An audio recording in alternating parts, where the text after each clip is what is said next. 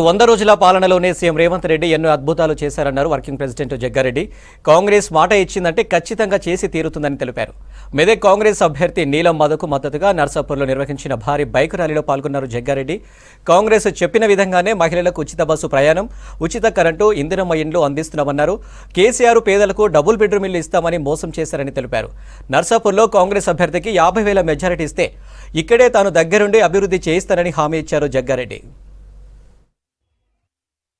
మీరు అధికారం కాంగ్రెస్ పార్టీకి ఇచ్చిన వెంటనే ఆడవాళ్లకు, మహిళలకు ఈ రాష్ట్రంలో ఎక్కడ తిరిగినా, తల్లిగారింటికి పోయినా, అత్తగారింటికి పోయినా, కూతురింటికి పోయినా, ఎక్కడ పోయినా, గుడికి పోయినా, మస్జిద్కి పోయినా, చర్చికి పోయినా, మీరు ఎక్కడ బస్సు మీద పోయినా బస్ అయితే వస్తుందా ఫ్రీగా?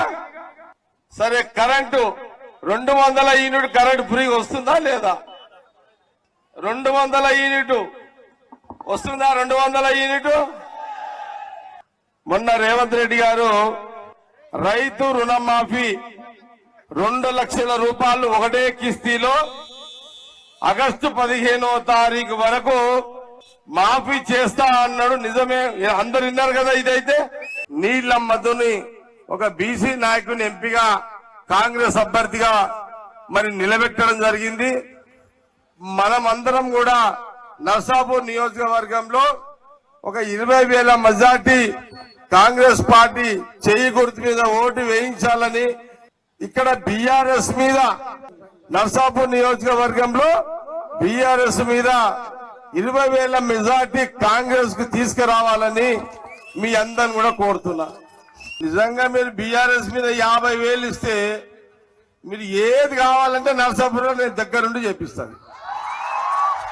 కాంగ్రెస్ గవర్నమెంట్ ఇప్పుడు మొన్న వచ్చి 3-4 నెలలు అయిందమ్మా.